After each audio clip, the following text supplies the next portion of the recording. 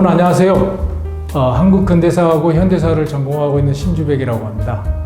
오늘 제가 이제 여러분과 만나서 다룰 주제는 2023년 8월 말부터 9월 말까지 아주 한국 사회를 뜨겁게 달궜던 주제이기도 하고요.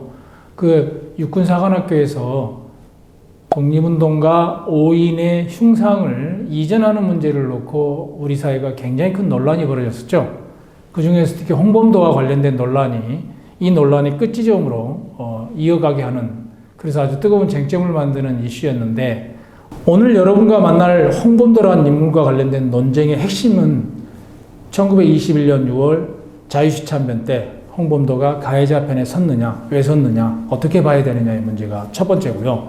두 번째는 홍범도가 1927년에 소련공산당에 가입했느냐, 정말이냐, 왜 했느냐, 어떻게 봐야 되느냐 하는 문제가 두 번째 제가 여러분한테 전해드릴 내용이 되겠습니다.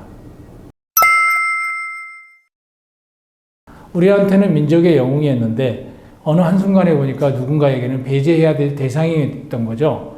자, 이거를 둘러싼 우리 사회의 갈등이 역사의 사실 논쟁이기도 하면서 기념에 대한 내지는 기억을 둘러싼 갈등이기도 하다라는 측면에서 지금으로부터 100년 전이죠. 지금으로부터 100여 년 전의 역사적 사실과 2023년이라는 시점에서의 사람들이 홍범도를 기억하는 것과 그러면 앞으로 홍범도를 어떻게 기억해야 되는 것인가라는 문제까지 아울러서 한번 강의를 진행해 보는 걸로 하겠습니다. 2019년이 3.1운동 100주년이었고요.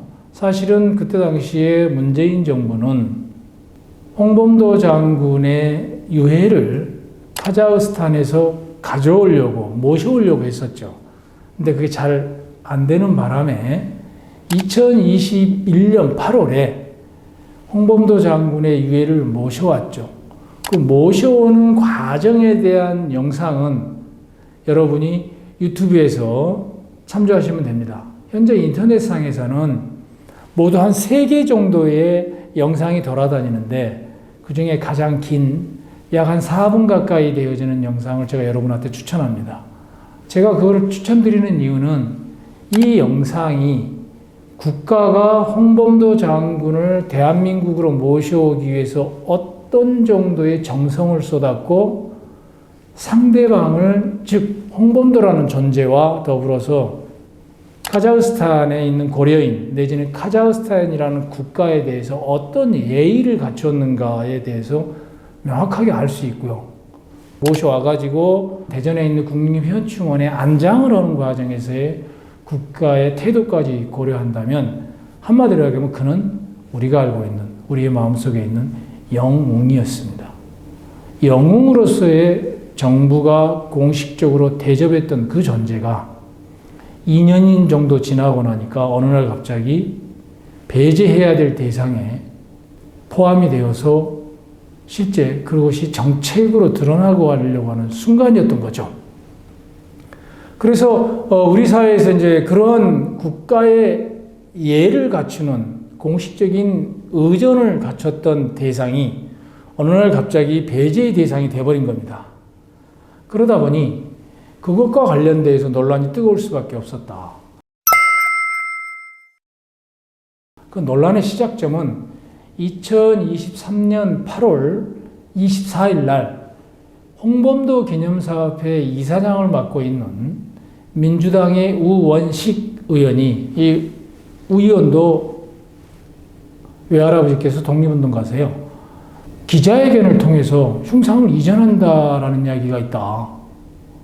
이거는 하면 안 된다라고 비판적 기자회견을 열자 다음날 국회에서 국방위원회가 마침 열렸습니다. 국방위원회 석상에서 장관에게 질문을 해요. 정말 그러냐? 그래서 장관이 답변을 했습니다. 그렇다라고. 제가 장관이 답변한 내용의 한 문장만 여러분한테 읽어드리겠습니다.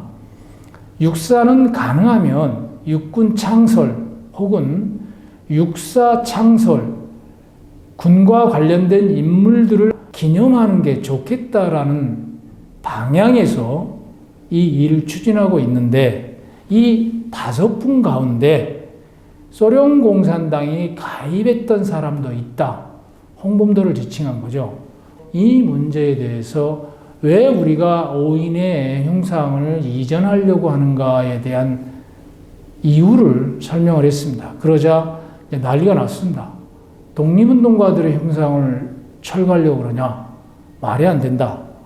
그렇게 해서 여론이 갑자기 뜨거워지니까 국방부가 8월 26일 날 바로 그 다음날 공식적인 답변을 내놨습니다. 제가 이것도 여러분한테 한 문장 읽어드리겠습니다. 국난 극복의 전체 역사에서 특정 시기에 국한된 독립군, 광복군 형상들만이 사관생도들이 매일 학습하는 건물인 충무관이죠. 건물의 중앙현관 앞에 설치되어 있어 위치의 적절성, 역사 교육의 균형성 측면에서 문제 제기가 있었다. 그러니까 요지는 그거죠. 시기가 너무나 국한되어 있다. 국난 국복사라는 것은 우리의 5천년의 역사에서를 다 포괄해야 되는데, 자, 시기가 협소하다. 두 번째, 학생들이 매일 다니면서 교육을 받는 곳에 그걸 설치하는 것 자체가 좀 위치가 부적절한 거 아니냐. 그리고 앞서 국방부 장관의 답변처럼 소련 공산당에서 가입했던 사람들도 있는데 라고 하면서 역사 교육의 균형성의 측면을 이야기를 하는 거죠. 자, 이런 이유 때문에 우리가 이전하려고 한다라고 했습니다. 그러자 다음날 8월 27일 날 이종찬 광복회 회장이 민족적 양심을 저버린 귀하는 도대체 어느 나라 국방부 장관인지 묻지 않을 수 없다라고 당시의 국방부 장관에 대해서 직격탄을 날리는 질문을 던집니다.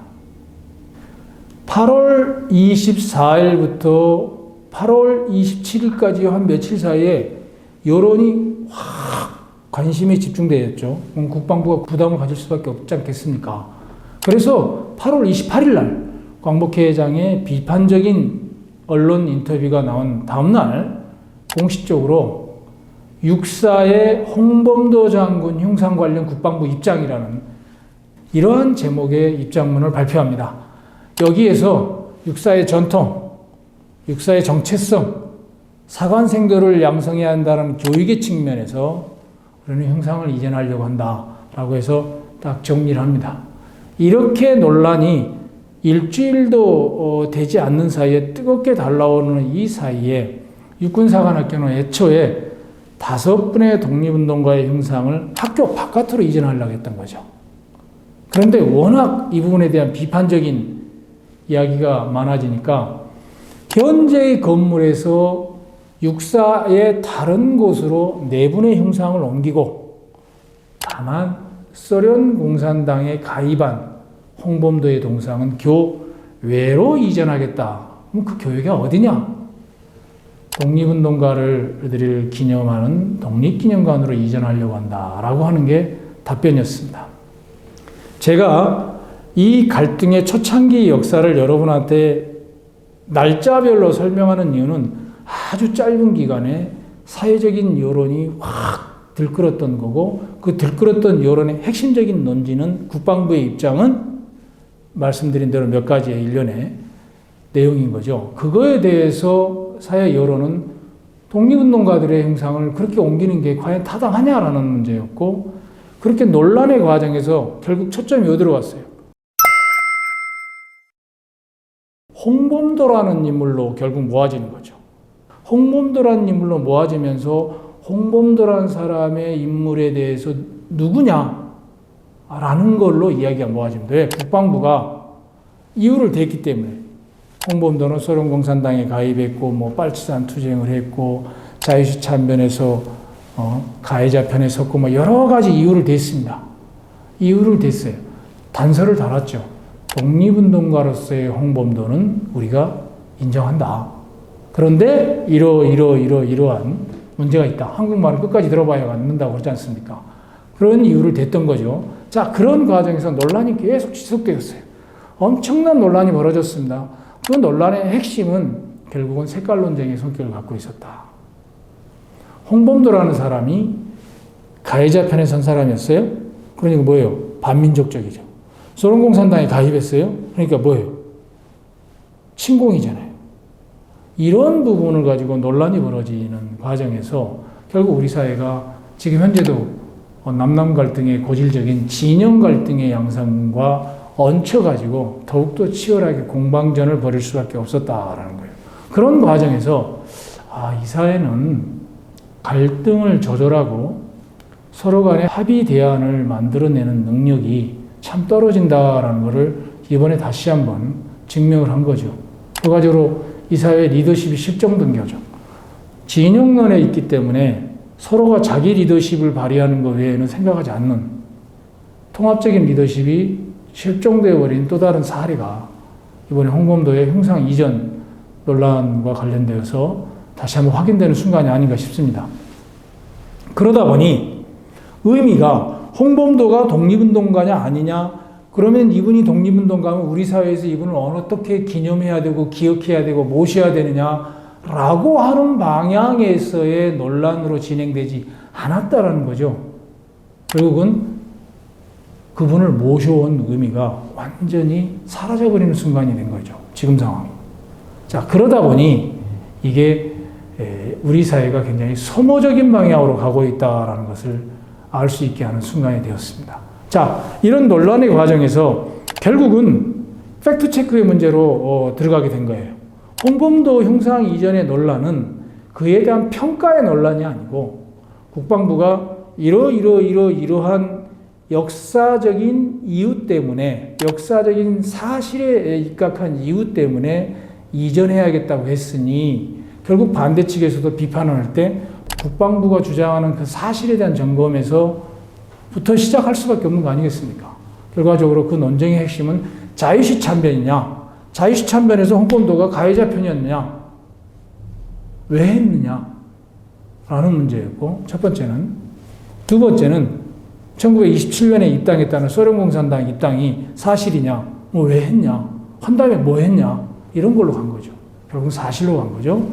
자, 제가 이제 여러분한테 이야기하고 싶었던 사항 중에 두 번째로 만나고 싶은 주제가 바로 이 지점입니다. 그래서 이 논란의 최종적인 갈등의 핵심은 자유시 참변, 1921년 6월에 있었던 자유시 참변 때 홍범도는 어떤 역할을 했느냐라는 부분에 대한 이야기하고, 두 번째, 홍범도는 1927년에 소련공산당에 입당했다는데 정말이냐, 어떻게 봐야 되느냐라는 문제에 대한 이야기를 여러분한테 두 번째 주제로 한번 풀어볼까 합니다. 자, 그러면 먼저 자유시 참변과 소련공산당 입당으로 이뤄가는 과정에 대한 개괄적인 역사를 좀 한번 정리를 하면서 그 속에서 자유시 참변 시절에 홍범도는 어떤 선택을 했고 왜 그랬냐는 이야기를 한번 해보겠습니다. 여러분 다 아시는 내용 중에 하나가 1920년 6월에 봉오동 전투 때 홍범도 장군이 이끄는 독립군이 봉오동 전투에서 승리했었죠. 그래서 당시에 독립운동가들 스스로 봉오동 전투에 참가한 사람, 그 옆에서 도와줬던 사람들 스스로가 독립전쟁 제1차 대회전, 승리, 승전 이런 식의 문구를 써요. 독립전쟁이라고 생각했거든요. 그 다음에 그로부터 다시 4개월이 지난 10월에 청산리 전투가 있었지 않습니까? 김자진 장군과 홍범도 장군의 부대가 각각이 일본군과 싸워서 역량을 보존하면서 북만주 지방으로 이동하는 이 상황이 청산리 전투지 않습니까? 홍범도는 봉오동과 청산리 전투의 과정에서 승리를 했기 때문에 이미 1908년, 7년 시점에 의병운동의 지도자로서의 명성에 다시 한번 새로운 독립운동의 이력이 추가되면서 주민들 사이에서 존중받는 인물이었죠. 실제 일본 밀정의 보고에 따르면 밀정이 부하들에게 신적인 존재다라는 표현을 써요. 그 정도로 크게 존중받는 인물이었습니다. 자, 그런 사람이 1920년 10월 청산리 전투가 끝나고 나서 처음에는 청산리 전투의 목적 자체가 봉오동 지역에서 북간도 지역에서 점차적으로 백두산 방향으로 이동해서 백두산 지역에서 일본군의 공격을 피한다 라고 하는 계획이었었는데 그게 안 된 거죠. 도저히 그게 될 수가 없다라는 생각이 들어 방향을 트는 거죠. 자, 이렇게 되는 거죠. 오른쪽에 봉오동이라면, 제 기준으로 여러분한테 말씀드립니다. 자, 오른손에 있는 북이 봉오동이라면 점차적으로 가서 백두산 지역으로 가려고 그랬는데 못 가고 중간 지점에서 청산리 전투를 하는 다음에 방향을 틀어서 북쪽으로 올라가는 거죠. 북쪽으로 올라가서 다시 이제 여러분한테 이제 지도에 나와 있듯이 이 흥계호라는 조그만한 호수가 하나 있습니다. 북만주 쪽에 가게 되면 지금의 밀산 쪽이죠. 밀산 쪽에 가게 되면 그게 있는데 그 흥계호를 지나서 소련 땅 이만으로 넘어갑니다. 이만은 지도에서 보시면 아시겠지만 중소 국경지역, 오늘날의 중소 국경지역이거든요. 이 지역으로 넘어갑니다. 홍범도가 넘어갔더니 홍범도보다 먼저 온 사람들 있잖아. 예를 들면 최진동이 이끄는 독립군, 안무가 이끄는 독립군들은 이미 자유시로 갔어요. 네, 갔어요. 그래서 자기도 가야 된다라고 생각을 하고 있었죠. 자, 이렇게 이동하는 전제가 뭐였느냐라는 거죠. 소련군의 당시에 적군의 통제를 받는 것을 전제로 하고 있었던 거죠. 그래서 혹 그 과정에서 이제 그걸 싫은 사람들, 예를 들면 김자진이라든지 이범석이라는 분은 바로 북만주로 돌아오는 일까지 벌어집니다. 이렇게 청산리 전투가 끝나고 나서 북만주로 이동을 해서 러시아 땅에 이만으로 갔던 홍범도의 무장부대가 이만으로 가는 과정에서 예를 들어서 서간도에 이청천이 이끌던 신흥무관학교 학생들, 그 다음에 허영장이 이끄는 의금부, 독립군들 이렇게 저렇게 합쳐서 통일부도 만들고 그래서 국경을 넘어가죠. 다시 말하자면 역량을 조금 더 정비하고 키워서 국경을 넘어갔었죠. 국경을 넘어간 다음에 다시 자유시로 갔는데 자유시로 가서 보니 자신들이 생각했던 것하고 조금 다른 모습이 보이는 거예요. 자유시에 가서 보니 한쪽에는 한인 보병 자유대대라는 독립군들이 한 군이 있고 또 한 무리는 사할린 우용대라는 독립군이 있는 거예요. 크게 두 축이 존재하는 거죠. 두 세력 사이에서 북간도에서 넘어간 독립군들은 어떤 태도를 취했냐라는 것입니다. 가서 처음에는 이렇게 논쟁이 벌어지는 과정에서 그래도 소련공산당의 지휘를 받는 이리츠크 지역에서 지휘를 받는 한인 보병 자유대대 쪽에 친숙한 관계를 유지하는 방향에서 그쪽에 많이 기울였죠. 그 홍범도도 마찬가지였습니다. 그런데 사할린 의용대와 한인 독립보병대가 이게 의견이 합의가 되지 않는 거예요. 의견이 합의가 되지 않는 가장 큰 논점은 뭐냐? 나를 중심으로 무장대를 통일해야 된다. 그때 통일하기 전에 너네들 다 무장 해제해라. 이런 거예요. 서로가 상대편한테. 그래서 처음에는 사할린 의용대가 왠지 영향력이 더 강한 것 같고 사할린 의용대의 힘이 더 셌습니다. 그런데 자유시보다 조금 더 멀리 있었던 이리츠크 지역에 있던 독립군들을 도와주는 사람들, 조선인이죠. 그 다음에 당시 국제공산주의운동을 지도하던 코민테른의 동양비서부가 거가 있었습니다. 다시 말하자면 한중일의 사회주의운동을 전체 컨트롤하는 지휘부가 거가 있었단 말이에요. 지도부가. 그쪽에서 한인 보병 자유대대 쪽을 밀어주는 거예요. 그러니까 갑자기 힘이 이쪽으로 확 돌렸죠. 그러자 사할린 의용대는 나 못해. 나 안 한다. 라고 끝까지 저항을 하는 거죠. 그래서 한인 보병 자유대대 쪽 사람들이 간도 지역에 있는 독립군들과 같이 일부 사람들이 합류를 했으니까 홍범도는 아주 정확하게 합류를 한 건 아닌데 합류를 하는 일부 사람들이 그러면 사할린 의용대에 무장해제를 해야 되는 거 아니냐라고 하는 거죠. 그것을 소련 적군의 힘을 빌려서 하자라고 해서 1921년 6월 28일 날 사할린 의용대가 주둔하고 있던 지역에 가서 총을 내려놔라. 다 포위를 한 다음에 저항을 했죠. 아니다, 못한다. 그 과정에서 일어난 참극이 자유시 참변이다 하고 보시면 됩니다. 결과적으로 이렇게 일어난 자유시 참변 과정에서 사할린 의용대는 죄인 취급을 받게 되는 거죠. 왜? 지시에 거부를 했으니까. 명령을 거부했으니까. 그래서 재판을 받게 되는 겁니다.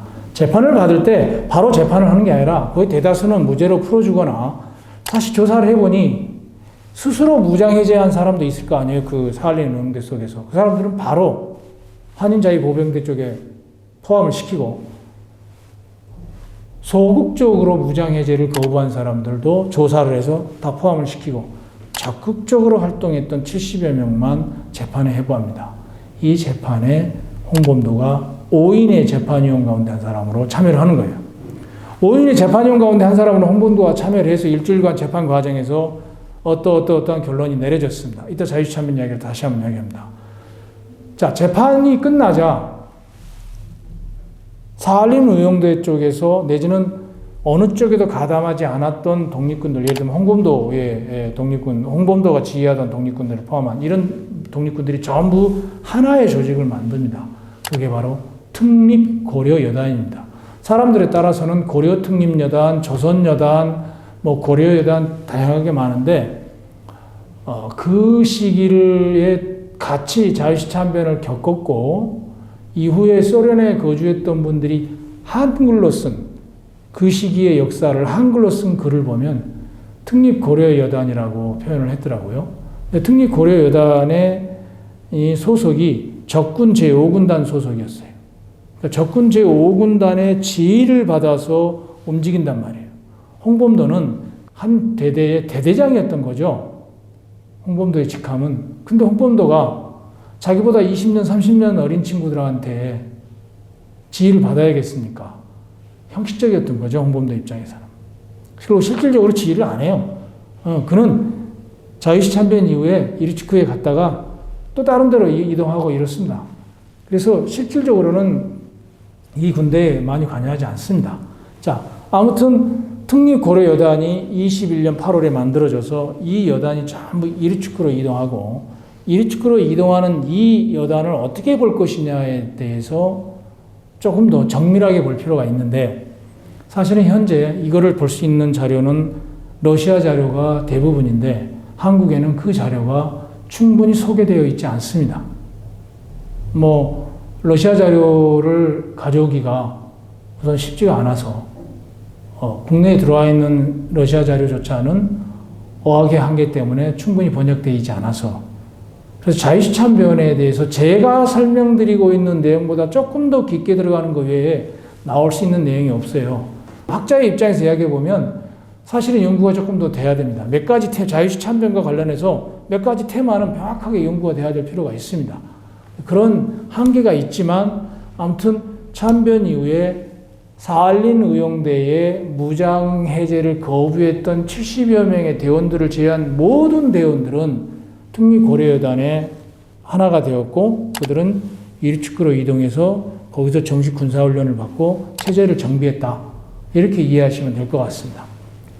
이렇게 모였던 독립군들은 덩어리를 보면 크게 세 개의 덩어리예요. 여러분 머릿속에 혹시 한반도와 만주와 연해주보다 더 동쪽에 가 있는 러시아 땅, 시베리아 지역을 한번 상상을 해보십시오. 1921년 6월 자유시 참변이 일어날 때 독립군은 크게 세 그룹이었다고, 그룹이라기보다는 세 바운더리의 영역이었다고 보면 됩니다. 북한도에서 간 독립군, 한인자유보병대대, 이 사람들은 시베리아 지역, 노령 지역이라고 표현되어지는 지역에 있었고요. 오늘날 우리가 알고 있는 하바로브스크를 비롯한 연해주 일대에 있던서 활동했던 독립군들은 사할린 의용대와 이만 군대였습니다. 이만 군대와 사할린 의용대가 주축이었어요. 그러니까 이 그룹이 하나의 덩어리가 있는 거죠. 크게 세 덩어리가 있었고요. 이 세 덩어리가 하나가 되어서 만든 게 특립고려여단이다. 만드는 과정에서 큰 희생이 일어났던 게 바로 자유시참변이다. 이렇게 상황을 이해하시면 되겠습니다. 자, 그러면 자유시참변에 대해서 조금 더 들어가 볼까요? 네. 앞서 제가 여러분한테 크게 보면 세 개의 덩어리의 독립군들이 있다고 그랬지 않습니까? 북한도, 연해주, 자유시 지역에 있던 한인 보병 자유대대 세 그룹이 있다고 그랬잖아요. 이들이 왜 모였냐라는 거예요. 적군이 볼셰비키가 야 모여! 라고 해서 모인 게 아니라는 거예요.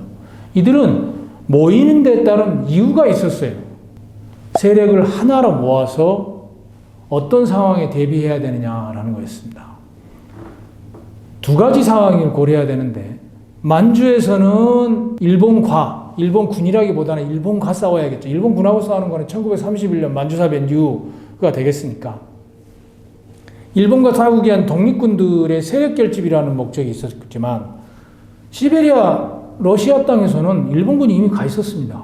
최하 7만 명의 병력들이 1919년 20년에 러시아 땅에 있었어요. 연해주 지역이나 노령 지역에 있었단 말이죠. 자, 거기에 사는 조선인 독립운동가 입장에서 당시에 러시아 혁명이 일어나갖고 적군편하고 백군편이 있었는데 백군의 뒷배경에 일본군이 있었어요. 내가 사회주의점에 동조하든 동조하지 않든 내가 백군편에 설 수 있어요, 조선인이라면? 그거는 뭐예요, 결국? 일본과 같은 편이라는 이야기인데. 결국은 많은 독립군들이 적군편에 서서 독립운동을 할 수밖에 없다라는 거예요. 이념에 동조하든 안 하든. 자, 이들은 백군과 싸우는 게 곧 일본군과 싸우는 것이고 러시아 땅에 있는 일본군과 싸우는 게 곧 독립운동의 일환이었던 거예요. 그래서 그 큰 덩어리로 러시아 땅 두 지역에 있던 독립군들도 사실상 독립군이라고 말할 수 있습니다. 그래서 세 세력이 하나로 모아서 러시아 땅에 있던 일본군을 물리치는, 백군을 물리치는 전쟁을 해야 된다고 생각하는 사람이 있었고, 또 한 부류는 그걸 다 모아서 그렇게도 싸우지만 만주로 돌아가서 싸워야 되는 거 아니냐, 독립전쟁을 해야 되는 거 아니냐 생각하는 사람들도 있었어요. 특히 후자의 사람들은 1920년 봉오동 정산리 전투 때도 그랬지만 독립전쟁이라고 생각했단 말이에요. 독립전쟁을 하는 와중에 일본군한테 밀려가지고 내가 비록 북만주를 거쳐서 러시아 땅으로 갔지만 언젠가는 돌아와야 된다라는 생각을 갖고 있었을 거 아니에요. 그래서 돌아와서 다 합쳐갖고 돌아와서 다시 독립전쟁 하자 이런 생각을 갖고 있는 사람도 있었어요. 전자와 같은 생각이 강한 사람들이 한인 보병 자유대대 쪽을 이끌던 그룹들이에요. 그게 흔히 역사에서는 사회주의운동의 파벌에서는 이르쿠츠크파라고 이야기합니다. 이르쿠츠크파라고 합니다. 이르쿠츠크라는 도시의 이름을 따서 거기서 자기들 창당대를 열었거든요. 그렇기 때문에 이르쿠츠크파라고 이야기합니다. 그 세력이라면 돌아와서 여기서 독립운동을 해야 되는 거 아니냐라고, 만주로 돌아와서 계속 독립전쟁을 해야 되는 게 아니냐라고 생각했던 그룹들은 사실은 이동희의 상해파 쪽 의견에 가까운 사람들이었어요. 나중에 자유시참변이 끝난 다음에 결국은 이 독립군들이 하나로 특립고려여단을 만들어서 이르츠크로 갔다고 말씀드렸지 않습니까? 이동희는 이 특립고려여단의 지휘권, 군 지휘권을 반드시 조선인이 자신의 그룹이 갖기 위해서 엄청나게 로비를 해요. 실제 21년, 22년에. 그게 좌절되는 길 합니다만 노력을 하는 거예요. 그 이유가 거가 있습니다. 제가 이 이야기를 여러분한테 드리는 이유는 왜 뭐였느냐? 통일하기 위해서, 통합하기 위해서다. 라는 겁니다. 그리고 그 과정에서 일어난 충돌이다. 근데 그 충돌은 엄밀히 말하면 북한도에서 넘어간 독립군하고 상관없어요. 엄밀히 말하면 여기 있는 사할린 의형대하고 한인보병자유대대의 헤게모니 싸움인 거예요. 누가 주도권을 짓거냐, 군사권을. 그건 능력하고 문화와 무관한 겁니다. 요즘도 그건 마찬가지지 않습니까?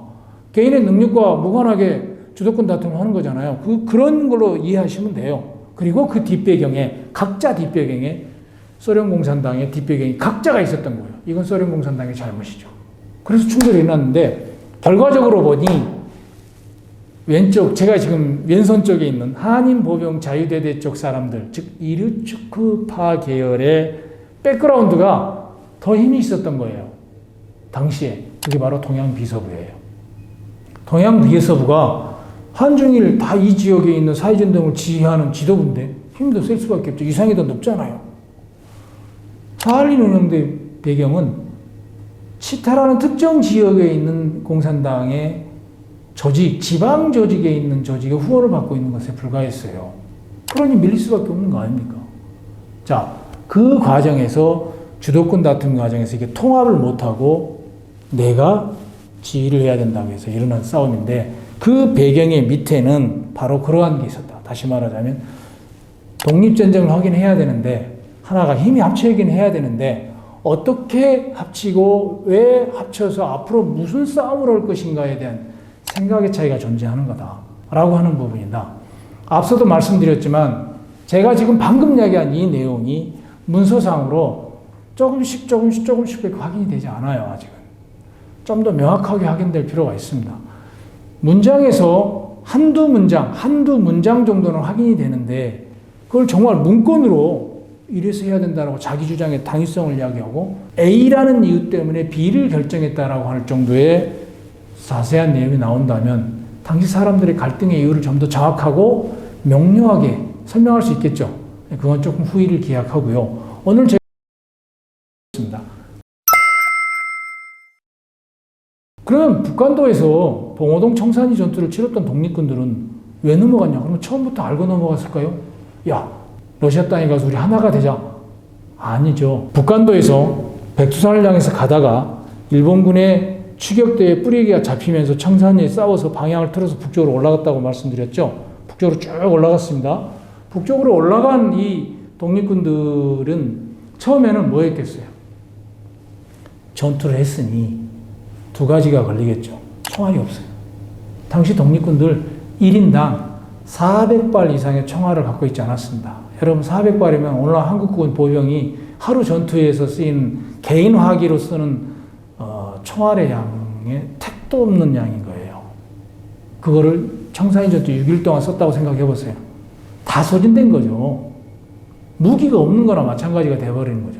그게 하나가 있죠. 그리고 1920년 10월 21일부터 26일 사이의 청산리 전투는 한겨울입니다. 아주 추운 겨울이에요, 여러분. 한국으로 생각하시면 안 돼요. 우리는 그때가 가을이잖아요. 그때는 겨울이에요. 실제 그 지역에 살았던 분의 해고록에 보면 백두산 저쪽에 은세계였다. 은빛 세계였다라는 문장이 있을 정도로 눈이 많이 내렸어요. 한쪽에서 눈이 많이 내렸어요. 어디까지? 허리가 철동도까지. 눈이 많이 내렸어요. 근데 이분들이 옷이 한여름 오신 분들도 있었어요. 든든한 방한복을 입는 게 아니었단 말이에요. 그래서 이거를 정비할 필요가 있어요. 부상자까지 있어놓으니 어떻게 해요? 정비를 해야 되는데 어디서? 충분한 치료와 보급을 받을 수 있는 곳이 북만주로 가봐야 없는 거예요. 북만주로 쭉 가봐야. 그래서 넘어가는 거죠. 넘어온다더라 라는 걸 누가 알았느냐? 한인 보병 자위대대 쪽에 있는 사람들이 안 거예요. 이들을 설득해서 같이 뭔가를 하자. 안내해줘야 될 거 아니냐. 보급을 좀 원활히 하고 넘어오는 과정에서 적군이나 백군, 특히 적군이 총 들고 누가 넘어오는데 한두 명도 아니고 막 몇백 명이 넘어오는데 누군지도 모르는데 그럼 뭐 어떻게 하겠어요? 사격을 하고 이럴 일이 벌어질 수 있잖아요.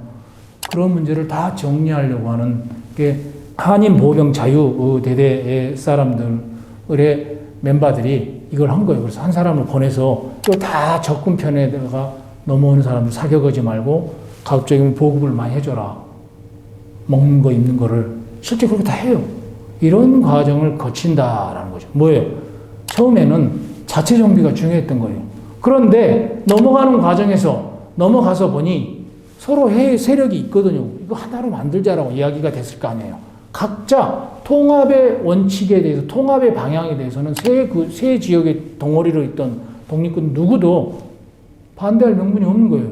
그래서 서로가 오케이 했던 거죠. 그래서 만났고 하나가 되기 위한 과정에서 일어난 충돌을 자유시참변이라고 해야 된다는 겁니다. 자유시참변의 기본 시각을 처음부터 적군의 편에 든 세력이 반대편을 위해하기 위해서 꾸민 계략이거나 공격이 아니라는 거예요. 그러한 큰 흐름 속에서 일어난 사건이다. 그런데 그 사건이 큰 흐름 속에서 또 다른 영역의 경쟁이 있었던 거죠. 그게 바로 주도권 다툼인 거죠. 그것이 언말과 주장에 의해서 일어나는 주도권 다툼이 아니고 결국 총 들고 있는 사람들이니까 문제 해결의 방식이 하나가 총이었던 것이라고 보면 되겠습니다. 그래서 자유시참변이 그런 과정에서 일어난 참극이다라고 우리는 이해하면 될 것 같고요. 근데 이렇게 일어난 자유시참변의 과정에서 자, 왜 이렇게 많은 사람이 죽었냐라는 문제가 있을 거 아니에요. 데이터에 따라서는 200명이 넘게 죽었다. 어떤 사람들은 뭐 600명이 죽었다, 400명이 죽었다, 막 이러고 어떤 사람은 272명이 죽었다, 어떤 사람은 37명이 죽었다, 어떤 사람은 36명이 죽었다. 막 데이터가 천양지차예요. 천양지차이고 도대체 행방불명자가 몇 명이냐? 몇백 명 단위에서 몇십 명 단위까지 굉장히 다양한 거예요. 희생이 있었던 사망자와 행불자가 나오던 이유 중에는 참 안타까운 이유도 있습니다. 당시에 그 광경에 참 있었던 양쪽 편에 있었던 사람들이 한글로 쓴 해버록에 보면 어제의 나의 동료였다. 내가 그 사람들을 향해서 그 사람들의 심장을 향해서 총을 사격한다는 게 말이 되느냐. 그래서 하늘로 총소리만 내는 사람도 있었다라고 해요. 그런 기록이 남아있고요. 러시아 말로 너 서! 너 총 내려놔! 이걸 모를 수 있잖아요. 간도에서 넘어간 독립군들은. 그럼 러시아 말을 모르니까 당연히 모를 수 있는 거 아닙니까? 그럼 그렇게 누구든 이해를 할 수 있는 거 아니에요, 실질적으로. 그 과정에서 오는 마찰. 그 과정에서 특히 많이 죽었던 독립군이 북간도에서 넘어간 부대 가운데 홍범도의 부대도 아니고 바로 허재욱이라는 사람의 부대에 대원들이 특별히 많이 죽어요. 의금부라는 부대거든요. 이 부대의 대원들의 희생자가 대부분이었어요. 36명 내지는 37명이라는 데이터를 내는 쪽에서는 대부분 의금부 사람들이 죽은 거다라고 이야기를 해요. 죽은 이유는 말을 못 알아들어서. 그 다음에 이 사건이 21년 6월 28일인데 우리 요즘 날씨 같으면 한여름이죠. 정말 한여름이지 않습니까? 막 30도는 기본이잖아요, 요즘 날씨가. 그런데 1921년 6월 28일에 만주보다 더 북쪽에 있는 지역입니다. 지역은 강은 얼지 않았어요. 얼음은 다 녹았어요. 그러나 수영은 못해요. 그만큼 추운 지역입니다. 강을 건너다가 배가 뒤집혀서 죽은 사람도 있고 급해서 강물에 뛰어들어서 건너편을 넘어가면 자유시 건너편에 넘어가면 살아나니까 건너편으로 가기 위해서 강물에 뛰어든 사람도 있을 거 아니에요. 그럼 어떻게 되겠어요? 얼어 죽거나 강물에 휩쓸려서 죽겠죠. 그러다 보니 행불자가 나올 수밖에 없는 경우도 있었다. 자유시참변은 그러한 무장해제 과정에서 일어난 건데 그것이 하나의 세력을 통일하려고 하는 과정에서 일어난 갈등의 연속이었고 그것을 촉발시킨 계기는 하나는 주도권 싸움이고 하나는 파벌 대립이다 라고 하는 측면이 있다는 거죠. 그러나 처음부터 이념적인 색깔을 갖고 접근한 것도 아니고 처음부터 상대방을 없애기 위해서 접근한 것도 아니라는 것입니다.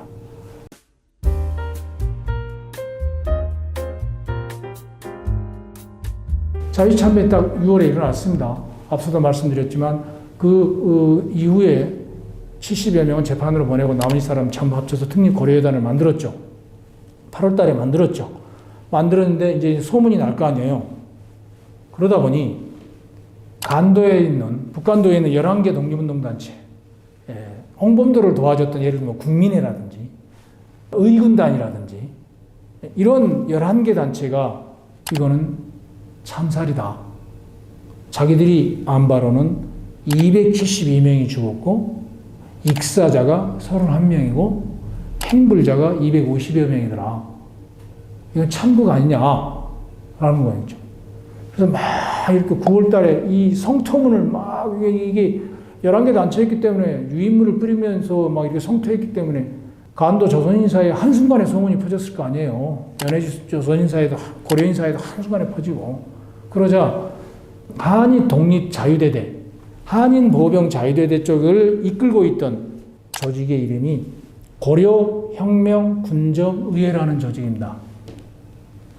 고려혁명 군정의회는 한인 독립자유대대 북간도 지역의 독립군 사할린 의용대에서 합류한 사람, 이 통일된 특립 고려여단을 지휘하는 군정 조직이었어요. 통괄해서 지휘하는 러시아 지역 모든 조선인 독립군들을 통괄해서 지휘한다라는 위상을 갖는 군정 조직이었습니다. 고려혁명 군정의회라는 이 조직에서 그거 오해다. 그런 풍문으로 놔두는 거에 대해서 잘못된 풍문에 대해서 우리가 정확하게 진상을 이야기하겠다라고 선포문을 발표를 해요. 그 선포문의 핵심의 내용은 뭐냐? 우리는 무장해제를 하려고 그랬는데 그거에 대해서 불응하다 보니 심지어 반항하면서 우리한테 사격전을 하다 보니 우리가 무장해제에서 총을 앞세울 수밖에 없었다라고 하는데 이 부분에 약간 변명의 여지는 있는 것 같아요.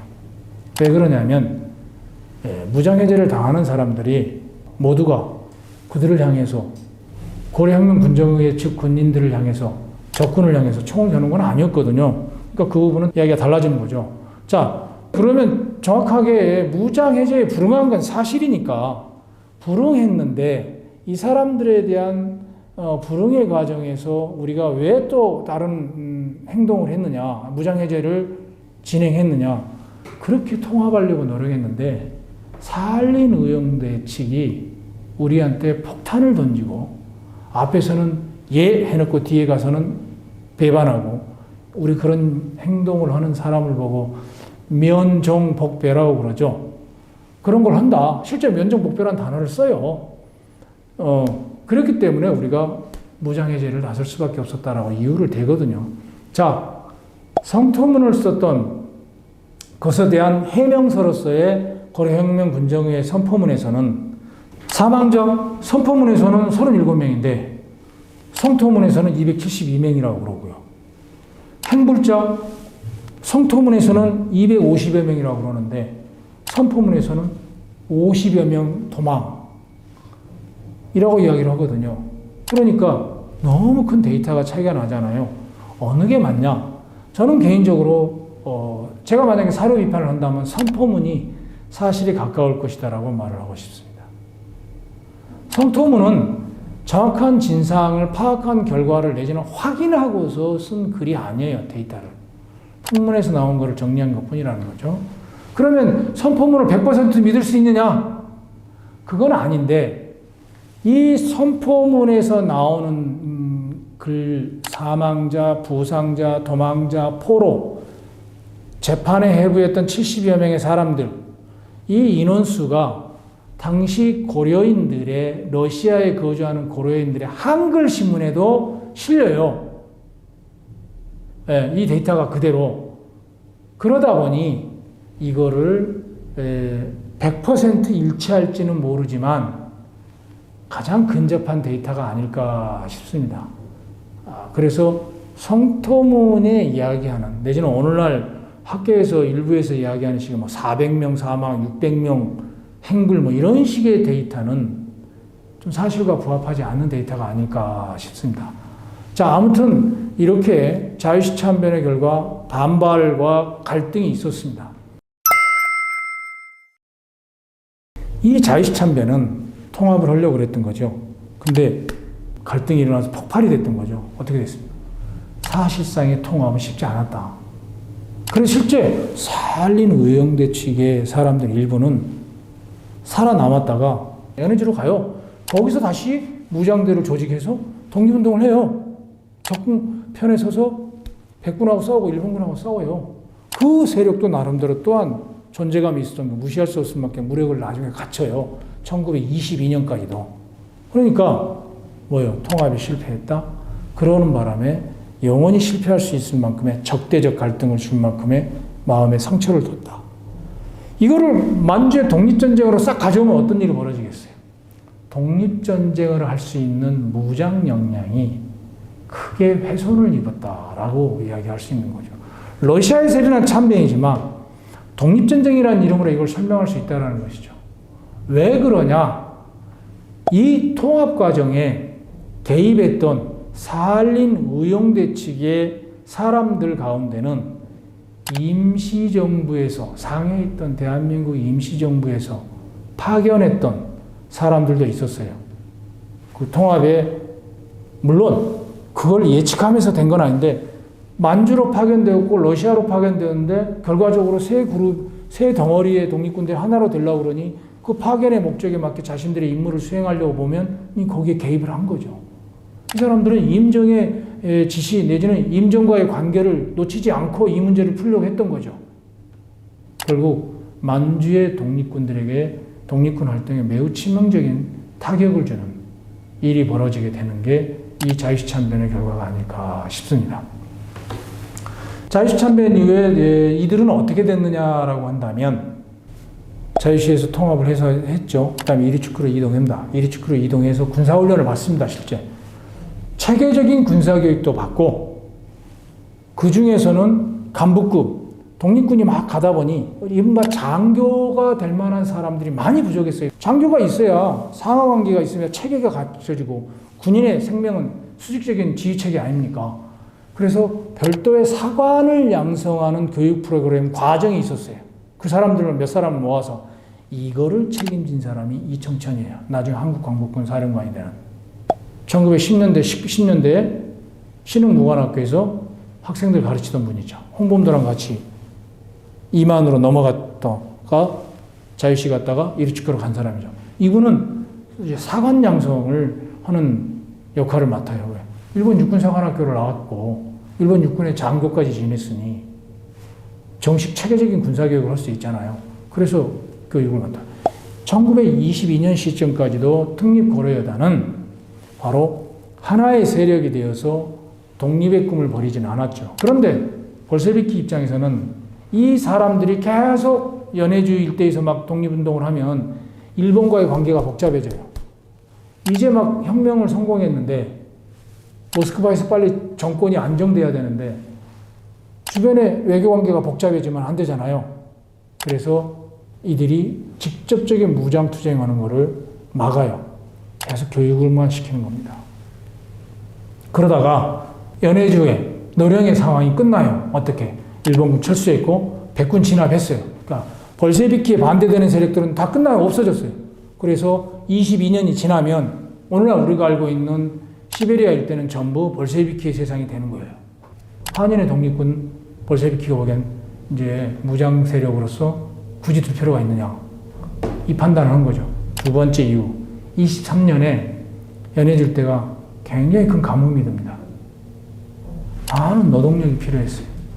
그래서 이 사람들을 군인으로서 훈련을 시키는 과정을 생략해버리고 노동력으로서 이들을 22년 하반기 특히 23년에 노동력으로서 이들을 활용하다가 23년 봄이 되니 더 이상 이거를 유지하는 게 쉽지 않아요. 왜? 기근이기 때문에 보급품이 원활하지 않기 때문에 이거를 감당할 수 없는 거예요. 그래서 군대를 해산시켜버려요. 결국 뭐예요? 2,000명이나 넘는 독립군 무장 역량이 어느 순간에 사라져버린 거죠. 이게 자유시 참변의 큰 영향이라고 보면 되겠습니다. 자유시 참변 과정에서 한인 독립군들이 어떤 운명을 맞이했는가는 앞서 이제 짧게 설명을 여러분한테 했지 않습니까? 자, 이 과정에서 홍범도는 어떤 포지션이었냐라는 거예요. 어떤 역할을 했냐.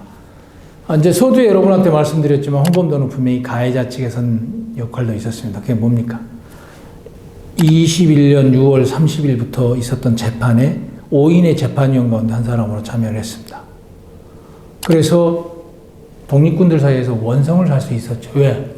70여 명의 독립군들을 재판에 회부했으니 그거 당연히 원성 사는 거 아니에요? 그 중에는 그 재판 과정에서 최대 형량 2년을 받는 사람들도 있었어요. 자, 여기에서 한 가지 우리가 해야 될 게 이들은 이후에 어떻게 됐느냐. 형량을 살고 난 다음에 라고 하는 부분은 한번 연구를 해볼 만한 가치가 있습니다. 아무도 몰라요. 지금까지는 아무것도 밝혀진 게 없습니다. 그래서 저도 여러분한테 드릴 말씀이 없어요.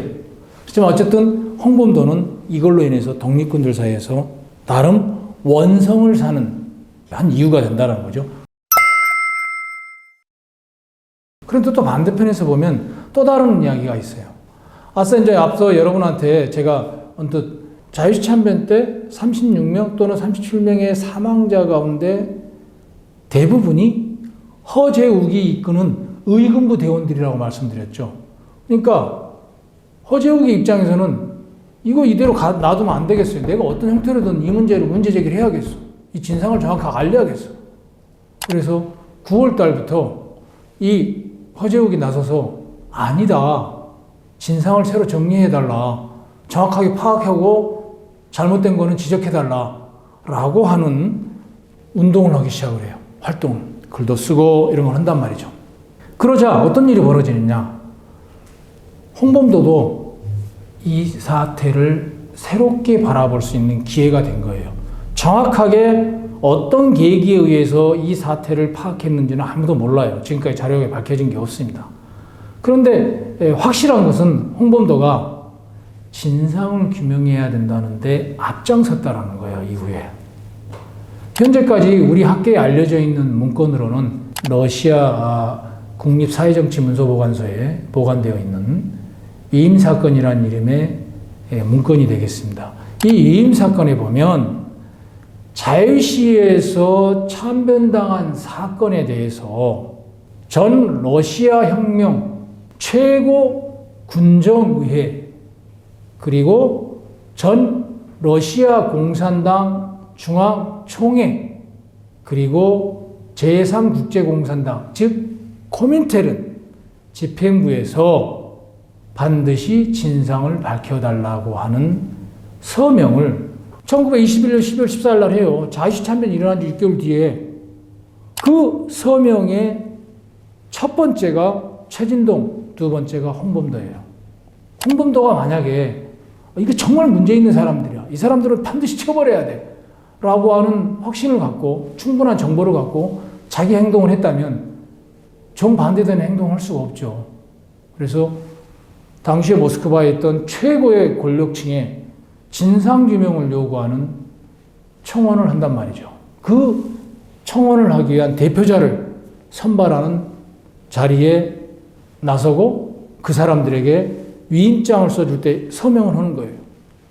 그 문서가 남아있어요. 진상규명 다시 해달라는 이야기를 홍범도가 했다라는 건 뭐예요? 이 자유시 참변과 관련해서 홍범도가 능동적으로 나간 건 아니다라는 것이죠. 재판 과정에. 분명한 것은 홍범도 부대는 자유시 참변에 참여하지 않았습니다. 자유시 참변이 일어났던 장소로부터 떨어져 있었어요. 더구나 홍범도는 사태를 정확하게 모르는 상태에서 재판을 했던 겁니다. 그럼 홍범도는 왜 재판위원이 됐느냐? 그가 이미 그때 5대대 소속이었잖아요. 5대대 지휘자였잖아요. 대대 지휘자였잖아요. 대대 지휘자. 그러니 지시를 따랐을 거라는 거죠. 그런데 정확하게 사실을 알고 보니 잘못된 거죠. 네. 왜? 의금부 대원들 허재욱으로부터 정확하게 들은 진상을 들었을 거 아니에요. 허재욱으로 듣고 나니 그건 아니다라는 거죠. 그러나 이 모든 과정에 대한 정밀한 조사가 좀 필요하다. 그런 과정에서 아무튼 12월 14일 날 위임 사건에 대한 서명을 하고 이걸 진상규명을 요구했을 뿐만 아니라 마침 모스크바에서 매우 중요한 행사가 하나 있었습니다. 1922년 1월 21일부터 2월 1일 사이에 위임 사건을 제출한 추천을 하고 서명을 한 한 달 반 뒤에 모스크바에서 원동민족혁명단체 대표회의라는 다른 말로 하면 극동민족대표대회, 원동민족대표대회라고도 합니다. 원동민족혁명단체 대표회의에 홍범도가 50여 명의 조선인 참가자들과 같이 참가를 해요.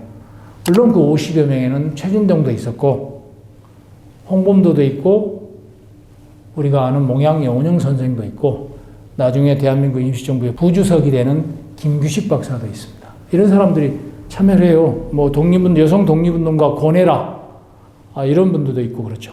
그래서 많은 사람들이 참여하죠. 홍범도가 여기에 참여한 중요한 이유는 이 대회에 참여해서 뭔 발언을 하고 주장을 하는 게 아니죠. 그 사람은 그런 정도의 사람이 아니고 이미 그보다 더 이론적으로 혈압한 사람들이 있었으니까 하는 거죠. 자기는 그런 정도의 역할을 하는 건 아니었던 거죠. 그런데 홍범도가 또 하나를 하는 거죠. 바로 사건의 진상규명에 관한 이야기를 하는 거죠. 그거를 독립운동의 대표자로서 나서서 요구를 한 거죠. 그때 레닌을 만난 거죠. 그래서 우리가 흔히 아는 홍범도 사진 보면 권총찬 홍범도가 있는 이유가 그 권총이 바로 그때 받은 겁니다. 그 대표회의에 참여를 할 때 조선인들 각자가 자신에 대한 신상 기록을 다 작성을 했어요. 홍범도가 자필로 쓴 가장 오래된 자료가 아닐까 싶습니다. 현재까지 우리 사회에 공개된 자료 가운데 이른바 조사표라고 그래서 있는데 이 조사표의 3번 항목에 보면 당신 직업이 뭐냐? 의병 28년 이렇게 써 있어요. 내가 28년 동안 의병항쟁을 했다라는 거죠. 직업을 명확하게 본인의 직업은 의병이라는 거예요. 우리 한때 의병 옆에 러시아어로 파르티잔이라고 써 있습니다. 실제. 그래서 국방부에서 그걸 잘못 설명한 적이 있었죠. 스스로를 빨치산이라고 활동을 했는데 봉오동 청산리 시점에서도 빨치산이라고 활동을 했다라고. 마치 그게 30년대 내지는 해방 이후에 좌익들의 게릴라 운동, 게릴라 투쟁을 빨치산으로 했던 것처럼 동일한 언어로 이해를 하는 거였죠. 그래서 조금 웃음거리가 됐던 때가 있었습니다. 의병 옆에 파르티잔이라고 러시아어로 써놨어요. 의병입니다. 자기 신의 직업은 의병이라고 이야기했다라는 거예요. 저는 이 점이 새로웠어요. 독립군이라고 표현하지 않은 게 새로웠어요. 사실은 만주의 독립운동가들 가운데 1920년대 중반까지도 사회주의자들조차도 의병운동이라고 해요. 무장투쟁 준비하고 이런 거를 무장운동을 준비하고 막 계획하는 걸 의병운동이라고 내지는 독립군을 의병이라고 표현하는 사람들도 있었어요. 20년대 초반 중반 시기는 이게 교체되는 시점이다라고 보시면 될 것 같습니다. 두 번째로 이 조사표에서 우리가 주목해야 될 거는 9번째예요. 목적과 희망. 너의 목적과 너의 희망이 뭐냐? 라는 거죠. 고려 독립이었습니다. 그 사람의 유일한 목적은 고려 독립이었다라는 거예요. 홍범도의 마음가짐, 홍범도의 정신적 지향이 어디였냐를 이 조사표는 아주 명확하게 드러내고 있습니다. 여기서 이제 우리가 홍범도의 자유참여의 역할을 명확하게 하나 확인할 수 있는 거죠. 그는 재판위원으로서 가해자 측에 섰지만 엄밀히 말해서 그가 가해자 측에서 행위를 했던 것에 대해서는 스스로도 되돌리려고 하는 노력이 있었다. 그걸로 보면 홍범도는 능동적 가해자도 아니었고 진상이 잘못됐다는 걸 알면서부터는 이 부분에 대해서 진실을 규명하려고 노력했던 독립운동가였다. 그렇게 이해하는 게 오히려 더 낫지 않을까 싶습니다.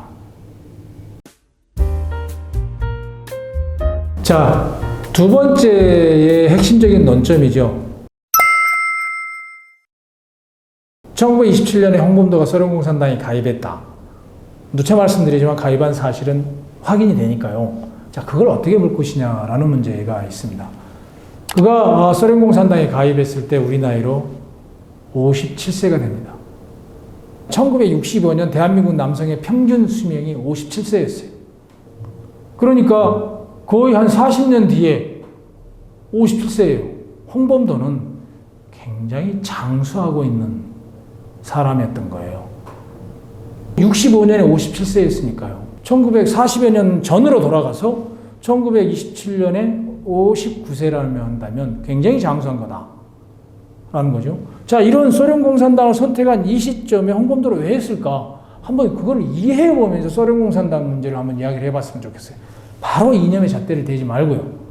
오늘날 우리 국가보훈부에서도 비록 사회주의운동을 했지만 1945년 8월 15일 이전에 돌아가신 분들은 다 독립유공자로서 인정해 줍니다. 왜? 사회주의운동도 독립운동의 일환으로 보기 때문에. 따라서 그가 소련공산당에 가입했다는 것이 오늘날의 대한민국 정부에서 주는 독립유공자로서의 서운 자격의 박탈사항이 아닌데 왜 홍범도한테는 그런 엄격한 잣대를 재야 됩니까? 이것과 더불어서 홍범도라는 사람을 한번 이해를 해보자고요. 이 사람이 1927년에 소련공산당에 입당했던 이유를 한번 이해를 해보자고요. 홍범도의 입장에서. 자, 이거 한번 따져보죠. 1920년에 봉오동 청산리 전투를 했을 당시인 1920년 홍범도 나이가 52세입니다. 여러분 주변에 52세 되어지는 대한민국의 남성들이 갖고 있는 체력 상태를 한번 여러분이 아시는 분들은 한번 따져보세요. 그런 분들한테 엄동설안에 총 메고 400m, 500m의 수준에 사는 그냥 동네 뒷송산이고 600m, 700m 막 이런 높은 산을 1000m 막 이런 높은 산을 오르락내락 하면서 총 들고 전투할 수 있는 식량 보급도 원활하지 않은데 할 수 있을 것 같아요? 그럴 만한 체력이 갖고 있는 사람이 몇 분이나 될 것 같습니까? 대단한 거예요. 홍범도가 52세에 그렇게 하는 것은. 자연인 홍범도는 대단한 사람입니다. 자, 그런 사람이 어느 순간에 이제는 내가 이렇게 산을 타면서 할 수 있는 운동은 독립운동은 못할 것 같다 라고 마음을 정리를 한다는 것은 굉장히 자연스러운 과정이라고 생각합니다. 그 나이를 한번 따져보자는 거였죠. 제가 여러분한테 드리고 싶은 말씀은. 두 번째는 홍범도는 평생 무장투쟁을 하면서 독립운동을 했던 사람입니다. 지금 제가 여러분한테 보여드리는 화면에 나와 있는 함경 북도와 남도의 평안도가 나오는 이 지도는 1907년 8년 시점에 홍범도가 의병투쟁을 했던 지역이에요. 특히 중간에 있는 후치령이라는 곳은 홍범도가 일본군을 급습해서 홍범도의 명성이 아주 올라가던 시점인 거죠. 후치령 전투는 유명합니다. 그만큼 홍범도가 의병으로서 포수 출신의 의병장으로서의 명성을 확실히 날릴 때였죠.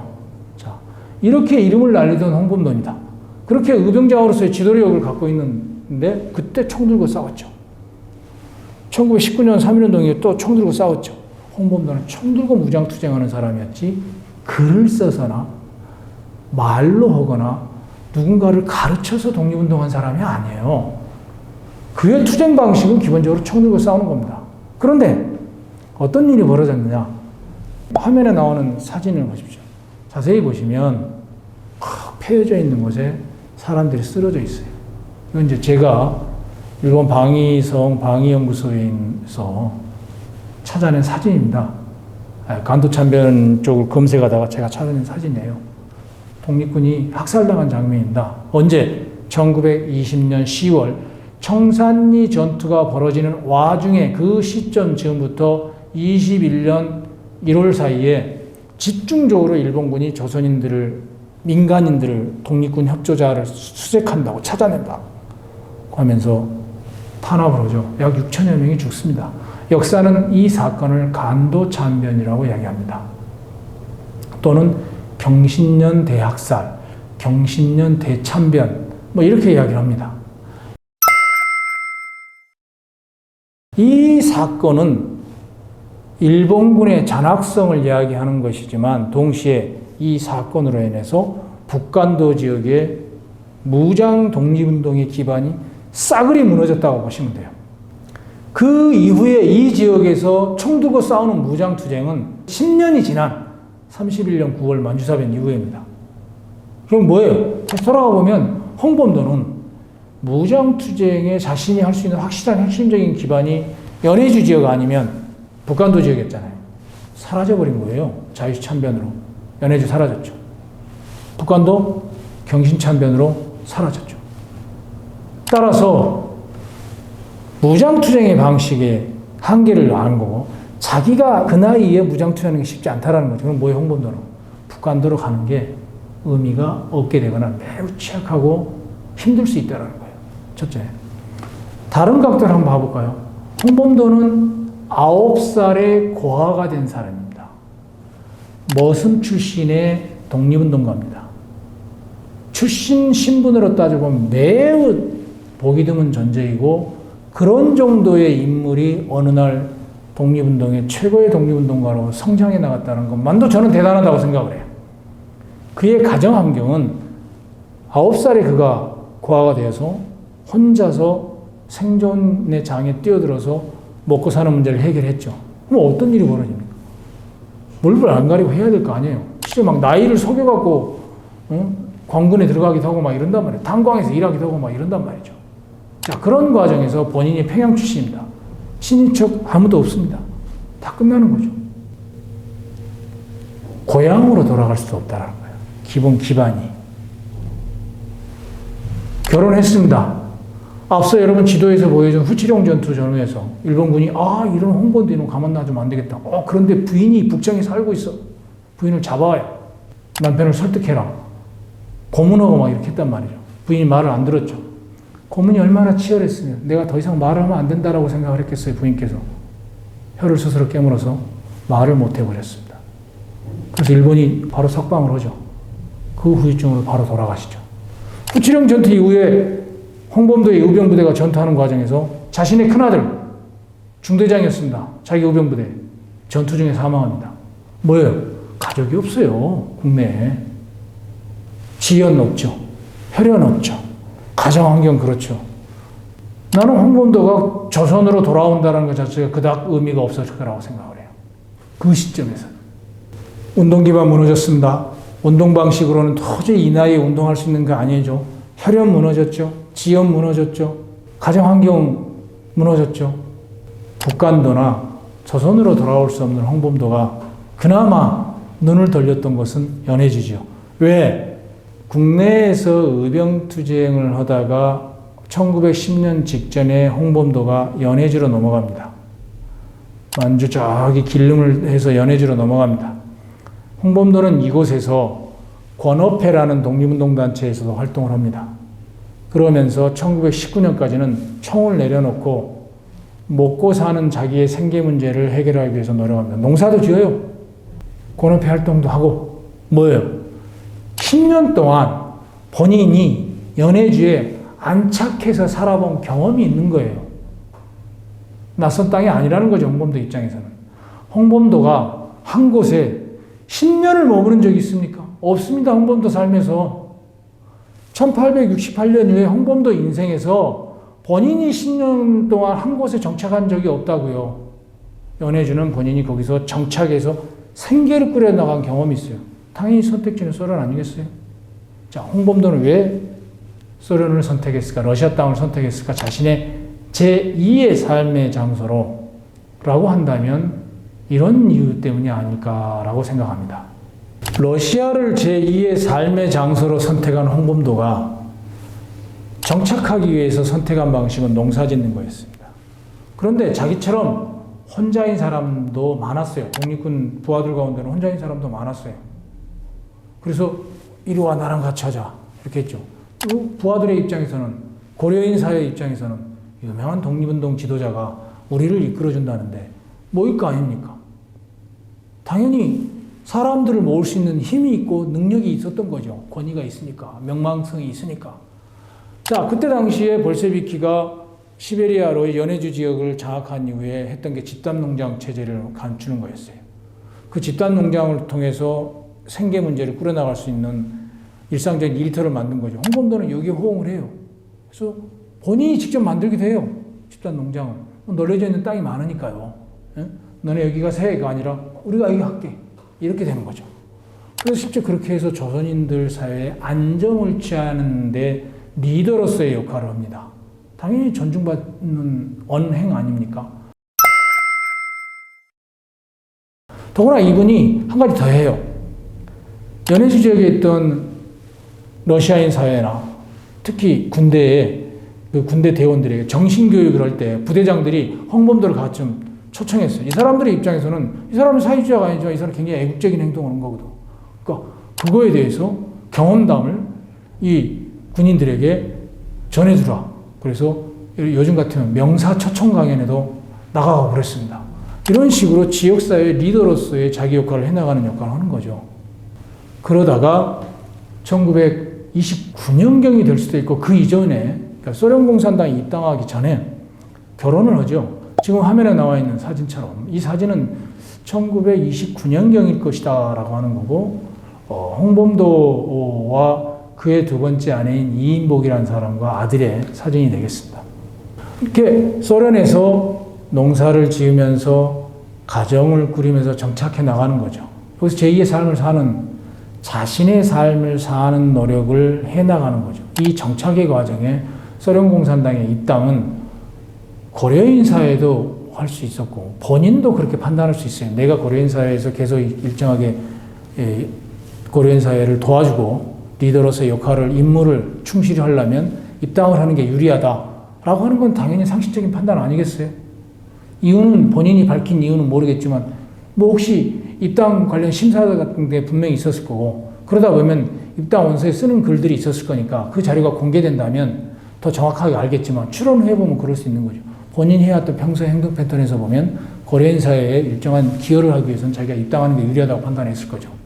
사실은 홍범도는 이후에 30년부터 연금을 받는데 본인이 아무것도 안 해도 돼요. 그래도 먹고 살만한 연금이 있어요.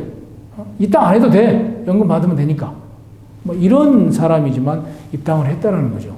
그런데 이후에 그가 연해주에 있는 조선인 사회에 해코지를 하거나 독립군들에게 나쁜 말을 하거나 독립운동에 부정적인 영향을 끼치는 행동을 하지는 않았다는 거죠. 아무런 발언도 하지 않았다는 거죠. 그래서 그가 소련공산당에 입당한 것 자체가 문제될 건 없다고 저는 생각하는 거죠. 그걸 문제 삼는 것 자체가 오히려 이해를 못한다라는 거 저는 봅니다. 그런 홍범도는 스탈린의 연해주, 시베리아 일대 조선인 강제 이주 정책에 의해서 중앙아시아로 이동을 했고 결과적으로 정착한 곳이 크즐오르다라는 곳이죠. 자, 이미 본인은 크즐오르다에 왔을 때 시점에는 나이가 60이 훨 넘은 나이에요. 노동을 하기에도 벅찬 나이죠. 그래서 은퇴를 확실하게 한 나이죠. 그런데 고려인 사회가 놔뒀겠어요? 존중받는 인물을. 그래서 고려인 사회가 만든 고려극장의 극장장이 선생님 그냥 댁에서 이렇게 있으지 마시고 우리 극장에 수의라도 해주십시오. 그러면 극장에 오는 우리 고려인들을 비롯한 여러 사람들하고 만날 기회도 있고 그래서 선생님 대화도 나눌 수 있는 거 아닙니까? 수의가 그런 정도의 고려를 하는 극장장이 고려를 해서 수의 자리를 준 게 아닌가라고 저는 생각을 해요. 실제 그렇게 이야기를 해요. 그렇게 하면서 사람들 만나면서 소위를 하시라고. 그래서 수의가 된 거죠. 나쁜 사람이었으면 부정적인 영향을 준 사람이었으면 그런 대우를 했겠어요. 더구나 진짜 중요한 건 이거예요. 홍범도가 존경받는 인물이었다라고 하는 이유는 고려극장에서 홍범도를 주 내용으로 하는 연극을 만들었어요. 연극의 제목이 의병들이에요. 홍범도란 말을 못해요. 그 당시에는. 그거는 뭐예요? 홍범도를 너무 띄우는 거는 오히려 홍범도에게 위해가 닥쳐올 수 있는 염려가 있었어요. 이미 스탈린 취하니까. 그래서 홍범도를 주 내용으로 하되 의병들이라는 주제로 애국적인 내용을 고취하는 걸 하죠. 그걸 하는 타이밍이 맞을 수 있었던 게 1939년 9월에 나치가 폴란드를 시작으로 유럽에서 2차 세계대전을 일으켰지 않습니까? 자, 그때는 전쟁의 분위기이기 때문에 애국적 분위기가 매우 필요한 때예요. 그래서 이 연극을 상영해도 소련공산당에서 뭐라고 하지 않았죠. 그런데 저기서 주목하는 점은 이 홍범도 살아있어요. 살아인물을 놓고 의병들을 연극을 해요. 연극 대본을 만들고 고려인들이 자발적으로 뭐요? 홍범도라는 인물이 존경받지 않은 인물이었으면 과연 그렇게 했을까요? 존경받는 인물이기 때문에 그렇게 가능했던 거 아닙니까? 홍범도는 고려인 사회에서 이미 그런 존재였다는 거예요. 그가 독립운동을 위해서나 독립군에 대해서 해코지를 했다거나 이랬다면 고려인 사회가 그걸 몰랐겠어요? 그렇지 않은 존경받는 인물에 대한 헌사라는 차원에서 이 의병들이라는 주제의 연극을 이해한다면 홍범도를 러시아에서의, 소련에서의 홍범도의 삶에 대해서 우리가 굳이 부정적으로 보면서 다른 이유를 말할 필요는 없다라고 생각합니다.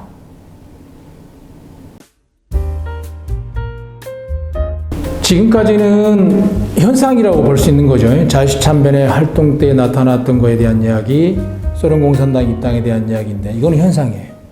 근데 사실 이걸 놓고 왜 갈등하지?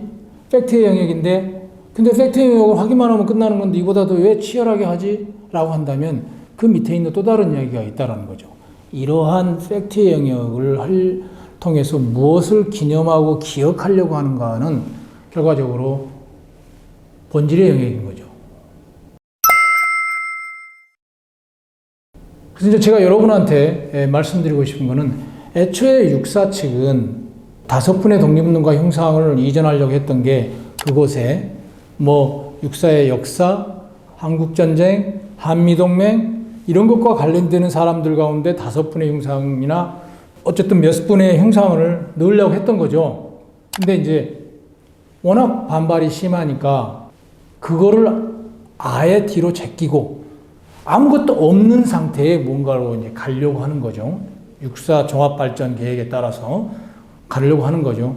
그런데 본질은 애초에 정책적인 시작은 그게 아니었다 보니 갈등이 다른 각도에서 또 한번 제기가 됐습니다. 그게 사실은 이 논란의 본질의 한 축을 형성하고 있어요. 그거 먼저 한번 볼까요? 지금 화면에 좌측과 우측에 두 문장이 있습니다. 좌측은 육사에서 왜 홍범도의 문제가 되는가에 대한 이야기를 할 때 어떤 시점에서 이 문제를 바라보는가? 반공이다라는 거예요. 핵심은.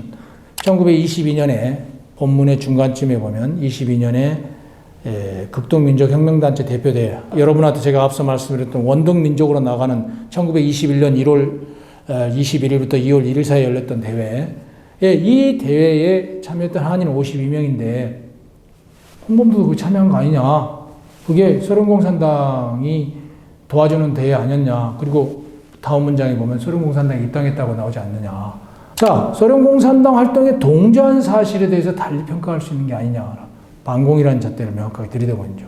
그러니 독립운동가들의 흉상 이전을 반대하는 사람들의 입장에서는 당신들의 애초 의도는 거기에다가 1945년 이전에 친일 군대에서 일본군에서 활동한 거 무시하고 육사의 초창기 멤버와 내지는 한국전쟁과 관련되는 사람, 한미동맹에 관련 사람들 흉상을 설치하려고 했던 거 아니냐라고 하는 게 소문으로서 많이 이야기가 되고 있었어요. 그 말은 차마 못하고 있다가 논쟁이 격화되니까 광복회 이종찬 회장이 그 말을 대놓고 해버린 거죠. 이제 아주 직설적으로 해버린 거죠. 그게 오른쪽 문장에 있는 겁니다. 옮기면 좌시하지 않겠다. 원래 당신들은 백선엽 장군이라는 사람을 흉상을 거기다 설치하려고 한 거 아니었냐라는 의도에서 그런 문장을 맡고 있는 거죠. 그 사람이 한국전쟁 때 공헌을 세운 건 내가 인정하겠다. 그러나 교육적 입장에서 보면 그분은 당초 군인의 길을 선택한 것이 애국적인 차원에서 시작한 게 아니지 않느냐라고 하는 식으로 비판을 하는 거죠. 그분은 일본군 출신이었지 않느냐. 그런 사람조차 당신들은 세상의 독립운동과 형상을 철거하면서 독립군 때려잡으려는 일본군들 편에 서서 일본군 소속이었던 사람을 흉상을 설치하려고 하느냐. 말이 안 된다라고 하는 문제를 정말 깊은 속내를 드러내려고 했던 것이죠. 그래서 이제 이런 부분에 대해서 내가 좌시하지 않겠다라고 하는 생각을 갖고서 이야기를 한 거죠. 나는 도저히 이런 백선엽과 같은 길을 하고 당신들이 비판하는 홍범도의 길하고 비교해서는 안 된다고 생각하는 거예요. 당신들이 비판하는 홍범도의 길과 당신들이 애초에 흉상을 이전하고 새로 세우려고 했던 흉상의 백선엽과는 비교할 수 없는 것이다. 라고 하는 것을 말하고자 했던 거죠. 자, 이러한 논리하에서 말하고자 했던 육사가 세웠던 계획이 뭐냐, 이게. 기준이 뭐냐, 이게. 그러니까 이렇게 나오는 거죠. 6.25 전쟁 영웅. 백선엽은 한국전쟁 때 한편에서는 잘못도 저질렀지만 한편에서는 큰 영웅이 되었습니다. 낙동강 방어전투의 과정에서. 육사의 표상, 누군지 모르겠어요. 한미동맹의 가치의 대표하는 누군지 모르지만 있단 말이죠. 그럼 뭐 언론에 한때 뭐 메가더 장군에 대한 이야기도 나오고 막 그랬었지 않습니까? 어쨌든 이런 거를 우리는 육사에서 하겠다라는 거죠. 자, 두 번째로 본질적인 문제입니다. 우리가 이런 분들을 육사의 동상을 만들 테니 독립운동의 성지인 독립기념관에 독립운동의 업적이 있으신 분들은 옮겨라 라고 말한 거죠. 자, 여기서 나오는 문제죠. 두 번째 기념의 문제. 첫 번째는 친일을 우리가 기억해야 할 필요가 있냐라는 문제가 있는 거고, 반공의 문제를 그때는 어떻게 판단해야 하냐 문제가 있는 거고, 두 번째는 뭐예요? 우리는 반공의 측면에서 기념할 테니 너네는 독립의 측면에서 기억하는 거를 해라 라고 분리를 시켜놓은 거죠. 육사의 입장에서. 매우 분절적이고 선택적인 거죠. 하나의 대한민국에서 어떻게 이런 맥락의 이야기를 할 수 있지? 반공만 내세우고 과거의 친일의 문제는 중요하지 않다라고 하는 입장인 거죠. 굉장히 편의적이고 선택적인 거죠. 그래서 이걸 저는 개인적으로 선택적 배제라고 말을 하고 싶습니다.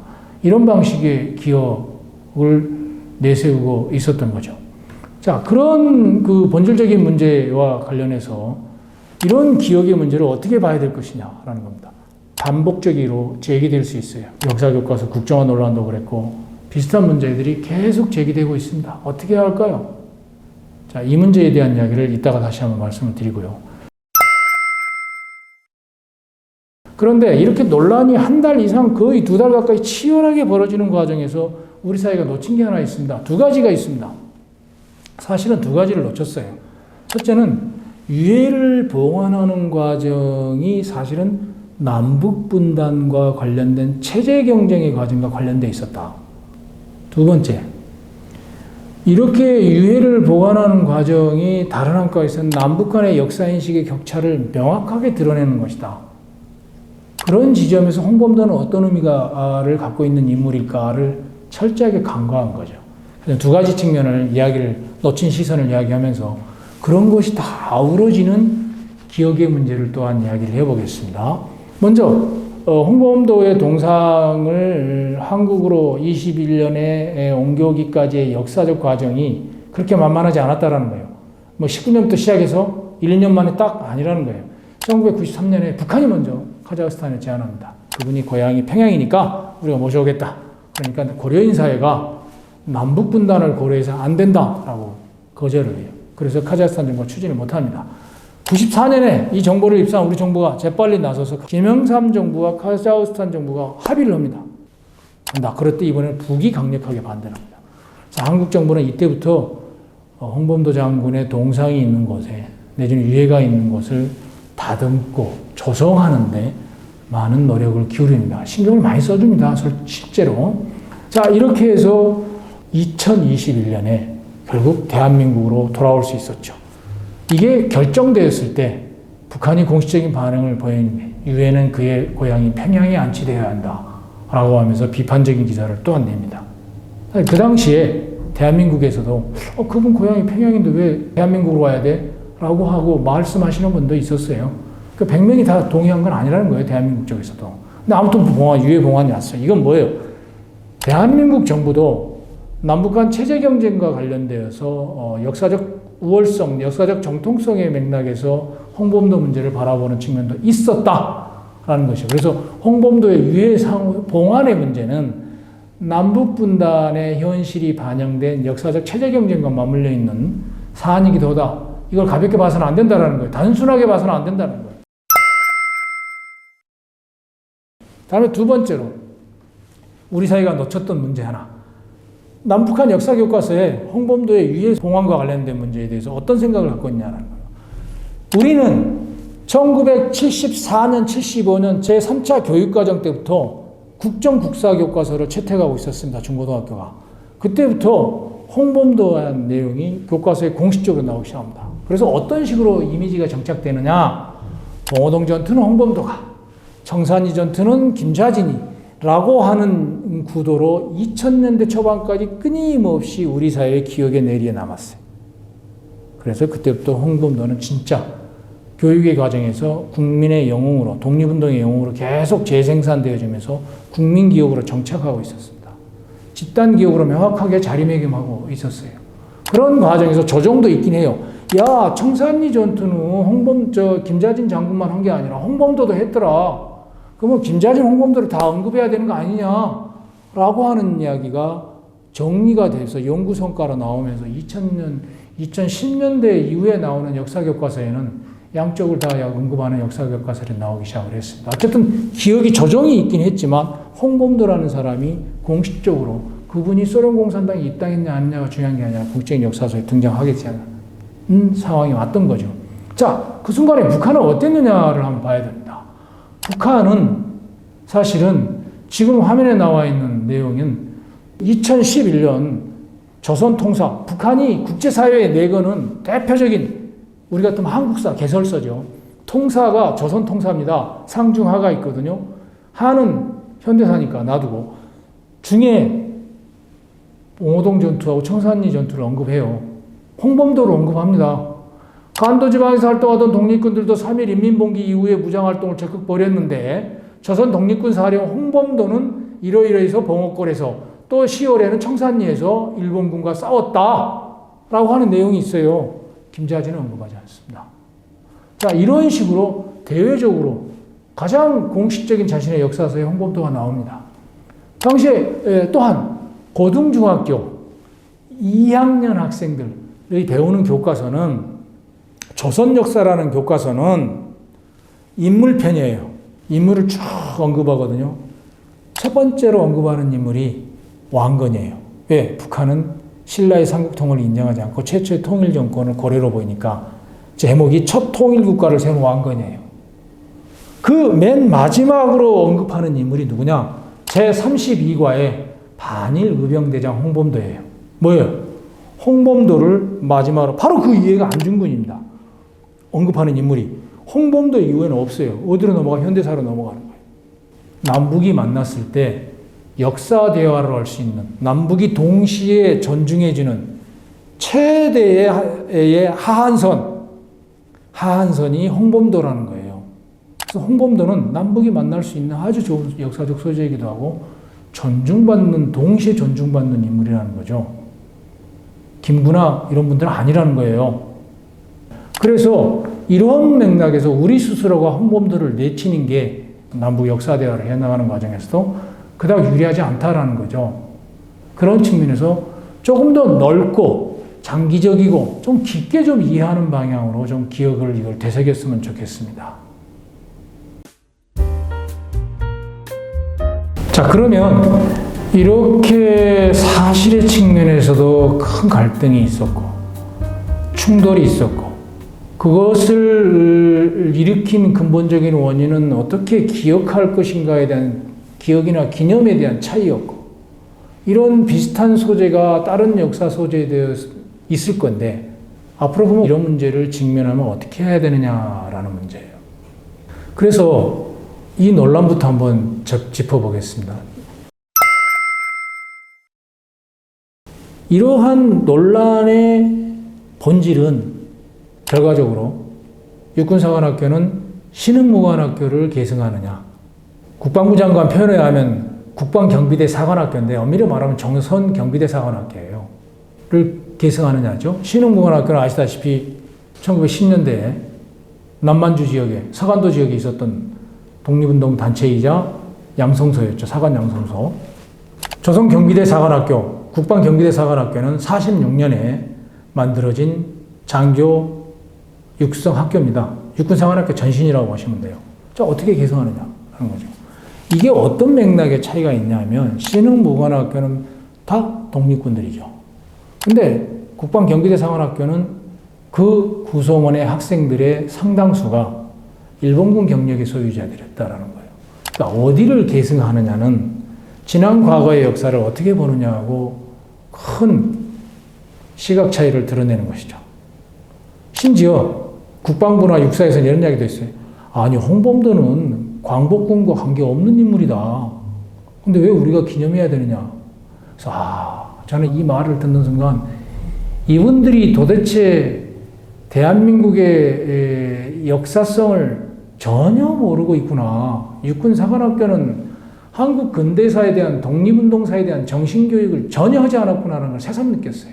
왜 그러냐면 1960년대 후반부터 박정희 대통령이 내세웠고 그쪽에서 추진했던 결과이기도 합니다. 그때부터 바뀌지 않는 독립운동의 맥이 있어요. 의병, 독립군, 광복군, 그리고 국군. 이 맥이에요, 이 맥. 이 맥은 바뀌지 않아요. 이 맥 속에서 광복군을 이야기해야 되는 거죠. 심지어 광복군 스스로도 우리 광복군이 독립전쟁을 실시한 첫날은 1907년 8월 1일 대한제국의 군대가 해산된 날이다라고 자기 역사에 쓰고 있어요. 1943년 한국 광복군 소사 책에 있단 말이에요. 어떻게 이런 식의 발언을 거침없이 하는지 모르겠어요. 그만큼 기본적인 역사교육이 안 돼 있다는 거예요. 자기 정체성에 대한 역사교육이 안 돼 있다는 거죠. 그러다 보니 국군의 뿌리는 광복군에 있다라고 말하는 입장. 그러니까 문재인 대통령 같은 경우는 광복군과 신흥무관학교 독립군의 전통을 육사 교과정에 포함해야 된다고 이야기를 하는. 이정찬 광복회장 같은 경우는 당신들은 육사의 그 조선 경비대 사관학교를 말하는 사람들은 그거 일제히 머슴을 하던 사람들의 학교도 아니냐. 그걸 우리 보고 어떻게 계승하라고 하냐라고 하는 계승성의 문제를 명확하게 지적을 했던 거죠. 그걸 압축할 수 있는 거죠. 결국 개성성의 문제를 어떻게 할 거냐는 거죠. 이 논쟁은 또 다른 측면에서 함의하고 있는 게 있어요. 이 논쟁의 과정에서 국방경비대 사관학교를 정통으로 구축해 놓는 논리로 가게 되면 이거를 국방부의 영역이나 국군의 역사인식의 영역에서 대한민국 역사인식으로 확장하게 되면 어떤 맥락까지 문제가 될 수 있냐면 반공의 이름으로 친일의 행동을 정당화하거나 반공의 이름으로 친일에 대해서 마음껏 이야기해도 될 만큼의 되는 공공연하게 공식화할 수 있는 여지로까지 나아갈 수 있다는 거예요. 그건 어디로 가느냐? 결국은 분단 문제에서 그 통일 굳이 해야 돼? 라고 하는 자연스럽게 넘어갈 수 있을 만큼의 논리적 확장성, 논리의 자기 확장성을 갖고 있단 말이죠. 이런 측면에서 굉장히 조심해야 될 성격이다라고 저는 보고 있습니다. 이 논쟁은 그런 면에서 매우 신중하게 판단해 봐야 될 성격이라는 거죠. 그런 면에서 중요한데, 그냥 그랬을 때 우리는 이 논란을 이런 식의 함의, 함축, 다가오지 않은 미래의 영역까지 예측될 수 있는 이런 논란을 어떻게 우리는 정리를 하고 넘어가는 게 좋냐라는 거예요. 흔히들, 야, 뭐, 공이 7이고 과가 3이야. 공, 6, 과, 4 아닌가? 뭐, 그러면 그 정도 뭐, 괜찮게 우리 사회에 기여한 사람 아닌가라고 하는 이른바 공가론, 저울질하는. 매우 편의적이고 선택적 배제를 하는 것이죠. 이러한 역사인식 방식은 지난 과거에 무엇을 과로 해서 2나 3이나 4로 잡을 것이냐, 그게 정말 과냐, 내지는 얼마나 심각한 과냐, 가볍기 때문에 4나 3이냐, 내가 볼 때는 1이지만 무지하게 심각하기 때문에 안 된다고 말할 수 있는 사람도 있는 거 아니냐라고 하는 만큼 뭐요? 잣대가 이얼령 비얼령이라는 거예요. 귀가에 걸면 귀걸이고 코에 걸면 코걸이는 거죠. 그런 식의 역사인식은 선택적 배제를 정당화하는 지극히 잘못된 공과론이라는 것이죠. 그래서 좀 평가 방식이나 바라보는 잣대를 좀 바꿔야 됩니다. 한국 근현대사는 여러분 아시다시피 격동의 역사에 있습니다. 이 짧은 150여 년의 한국 근현대사만큼 격동의 과정에서 끊임없이 변한 역사적 있는 나라가 그다지 많지 않습니다. 그 과정에서 이 사회 구성원들이 누구나 다 합의할 수 있는 저는 최소의 사항이 있다고 봐요. 공통분모가. 식민지 시기는 친일한 사람은 절대 안 되겠죠. 당시에 우리 민족 2,500만 민족의 거의 대다수가, 절대적인 대다수가 동의할 수 있는 사안 아닙니까? 해방 이유는 뭐겠어요? 남북한의 한국전쟁을 거쳐나가는 과정에서 남한사회 내부에서 대한민국이라는 공간에서 친북은 절대 동의할 수 없는 공간 아닙니까? 지금 상황에서. 누구도 동의할 수 없는 거잖아요. 물론 여기서 말하는 친북이라는 것은 자신의 정치적 경쟁자나 반대자를 공격하게 하는 수단으로서 쓰여지는 친북 프레임은 아니고요. 더구나 우리 헌법에서 말하는 통일을 위한 노력, 즉 남북대화를 해나가려고 하는 노력을 해나가는 사람들에 대해서까지 친북 프레임을 쓰여서는 안 된다라는 것을 전제로 하는 말씀입니다. 그러면 친일과 친북이 아닌 영역에 존재하는 공통분모를 갖고 이야기를 푸는 게 좋지 않냐는 거죠.